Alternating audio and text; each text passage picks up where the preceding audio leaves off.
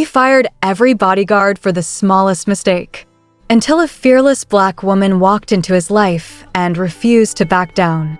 This is a story of pride, pain, and unexpected transformation, so sit back, relax, and enjoy every second of this emotional roller coaster. Min was the richest young man in Korea. He had cars, tall buildings, and a private jet. But he had one big problem: he never kept a bodyguard for more than a week. One bodyguard dropped his coffee by mistake. Fired. Another one didn't open the door fast enough. Fired. Even his driver got fired once for sneezing too loud. No one could stay with Min for long. He was rude, loud, and didn't care about anyone's feelings. His best friend, June, got tired of it. You keep firing everyone. One day you'll need someone and no one will show up, June said. Min laughed. I don't care. I'll pay for another. But June had a plan. He knew someone special. Her name was Amanda. She was smart, strong, and brave. She had trained in the military and once stopped 5 robbers with just a spoon. But Amanda was different in another way too. She was a black girl living far from home. She didn't have many friends in Korea, but she had courage in her heart.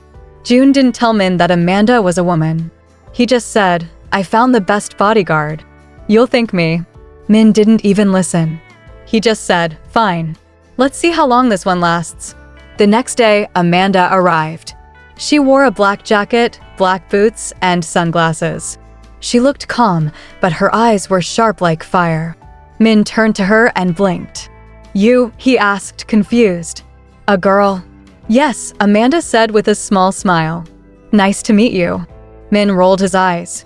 You won't last 3 days. Amanda just nodded. We'll see, she whispered. From day one, Min tried to make her quit. He ordered her to clean his shoes. He asked her to carry his bags even though he had 10 workers. He shouted when she walked too slowly. He yelled when she walked too fast.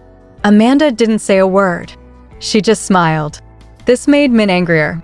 He called her names. He pretended to fall so he could blame her. Still, Amanda smiled. Inside, Amanda was tired. She cried at night. But she remembered her promise to herself. I'm not here to be liked. I'm here to grow stronger. Each morning, she showed up early. Each night, she made sure Min was safe. One night, it rained hard.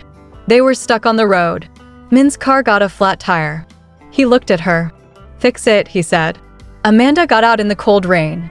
She fixed the tire with her bare hands. Min watched through the window. Something in his heart moved, but he didn't know what it was. She's too calm, he whispered. Too calm. But he still said nothing kind.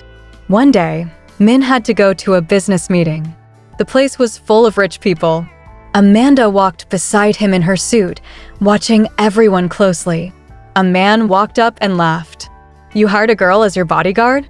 She should be dancing, not guarding. Min smirked. She's just temporary. Amanda didn't flinch, but her eyes moved, sharp and quick. Later, as they walked out, 2 men jumped out from behind a car. One had a knife. Before Min could scream, Amanda moved. In 3 seconds, one man was on the ground. The other ran away holding his wrist. Min stood still. You okay? Amanda asked. He nodded slowly. You saved me. Amanda gave a tiny smile. That's my job. For the first time, Min didn't speak for the rest of the ride home. And for the first time, he didn't feel angry. Min didn't talk to Amanda the next morning. He just stared at her. She noticed it, but said nothing. He ate slowly. He usually shouted for more food. But today, he just stared at his plate. Amanda stood by the door, arms folded. Watching. Protecting. Min looked up. Why didn't you run? He asked suddenly. Amanda raised an eyebrow. Run. Those guys had knives. Other bodyguards would have screamed. Or waited for police. Amanda walked over slowly. My job is to keep you safe. Not to be safe.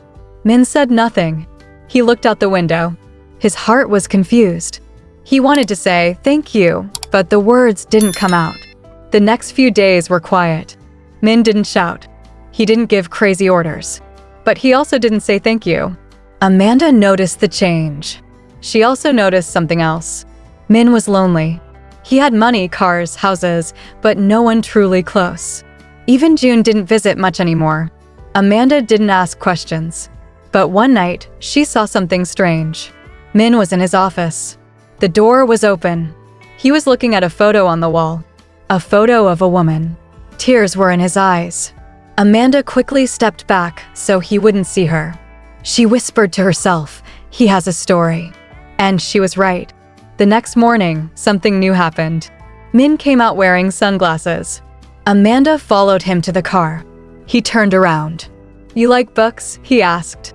She blinked. "Books? Yeah, we're going to a bookstore today." Amanda paused. "All right." She didn't ask why. But deep inside, she felt a small spark. Was Min trying to be friendly? They got to the bookstore. Min picked a few mystery novels. Amanda picked one about courage. As they walked out, a little girl ran up to Min. "Can I take a photo with you?"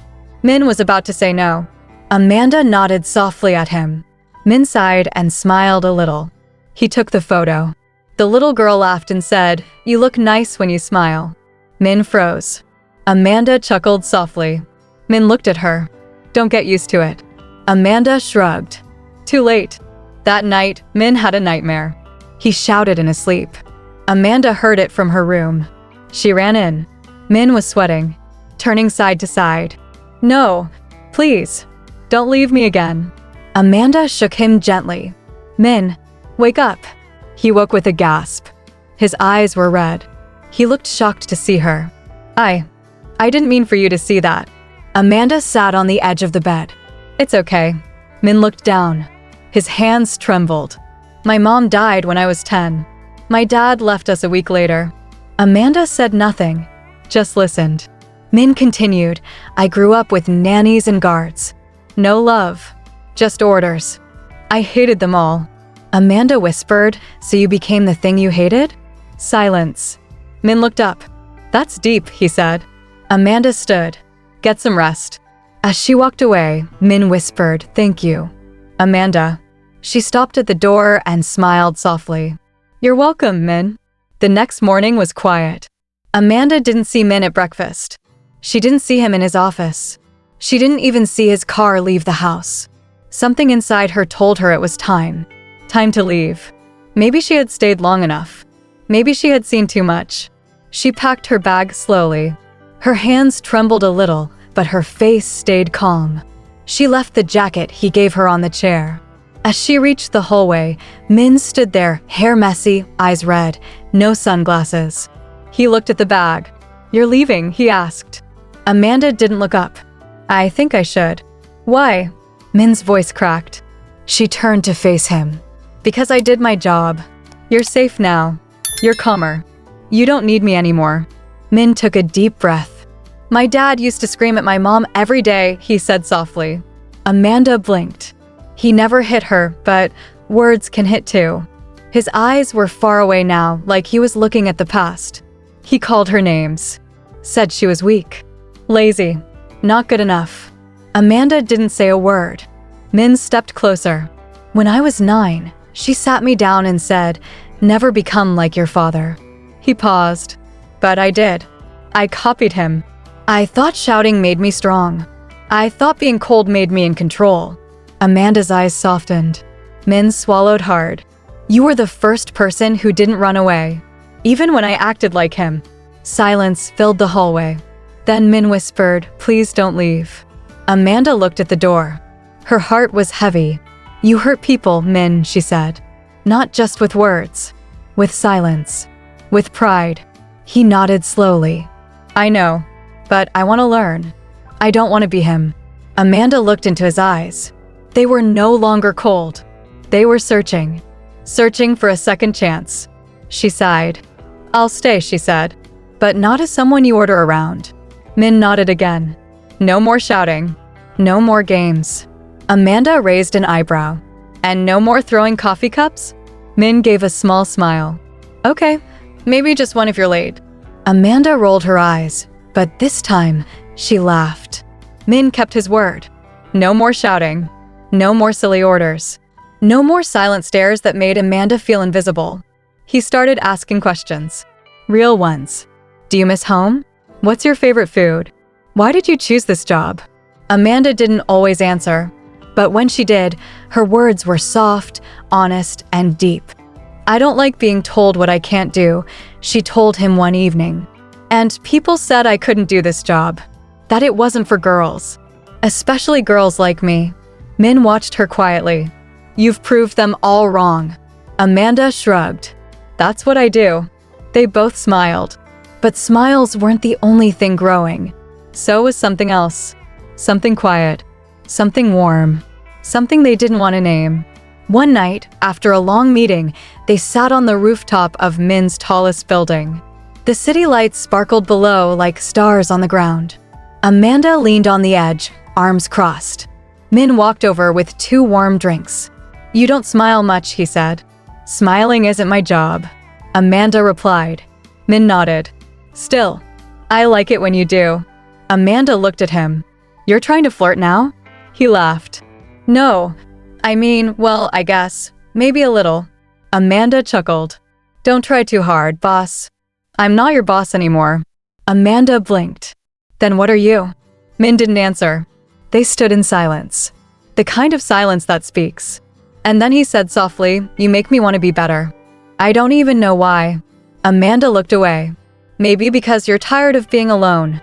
Min turned his head. And maybe you were too. Their eyes met. And for the first time, it didn't feel like a bodyguard and boss. It felt like 2 people, 2 stories, finding peace in each other's presence. But peace never lasts long, especially when the past isn't done. The next morning, Min got a phone call. He stared at his phone, frozen. Amanda noticed his hands shaking. What is it? She asked. Min didn't speak. He just passed her the phone. A voice spoke from the speaker.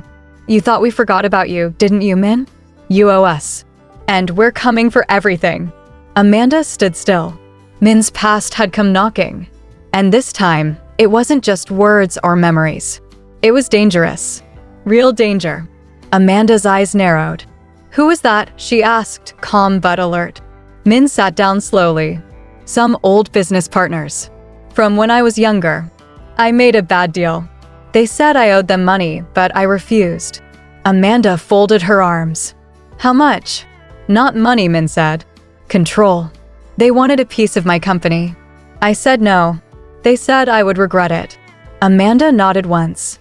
And now? They're back, Min whispered. And they never play fair. Later that night, Amanda didn't sleep. She studied his company files. She made phone calls to old contacts. She even pulled up names of people connected to the men who threatened Min. Min walked in, rubbing his eyes. You're still up. Amanda didn't look up. You have a problem. I'm your solution. Min smiled. You're more than that. Amanda looked up at him. Then let me handle it. Min stepped closer. No, we handle it together. The next morning, Amanda arranged a meeting with the men. It was in a quiet warehouse. No noise. No police. Just truth. Min came with her, wearing a black suit. Amanda walked beside him in full guard mode. 3 men were waiting. One had a scar on his cheek. He smiled coldly. You brought your bodyguard to fight your battles, he sneered. Amanda stepped forward. No, he brought his team. She handed him a folder. Inside this file are all your secret deals. All the people you've cheated. All the crimes you've hidden. If anything happens to Min or his business, this goes straight to the police and the press. The man's smile faded. You don't scare me, he said.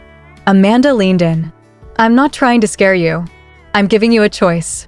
Min added, leave us alone or lose everything. The room went quiet. Then the man nodded slowly. You've changed, Min. Min stared straight at him. I had help. On their way home, Amanda sat back in the car. For the first time in days, she looked relaxed. You were brave, she said.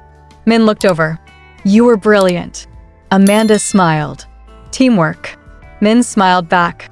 You're not just my bodyguard. Amanda raised an eyebrow. Oh? Then what am I?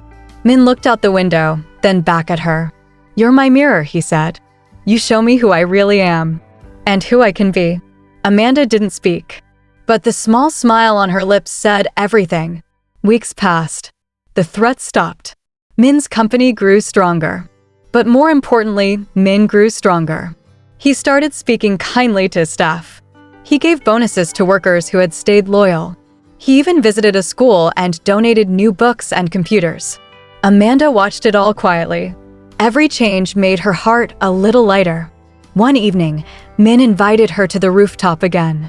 This time, there were fairy lights, warm food, and music playing low. Amanda raised an eyebrow. "What's this?"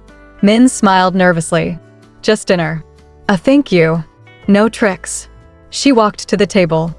"I don't usually dress up for clients." "You're not just a client," Min said. Amanda paused. She sat down.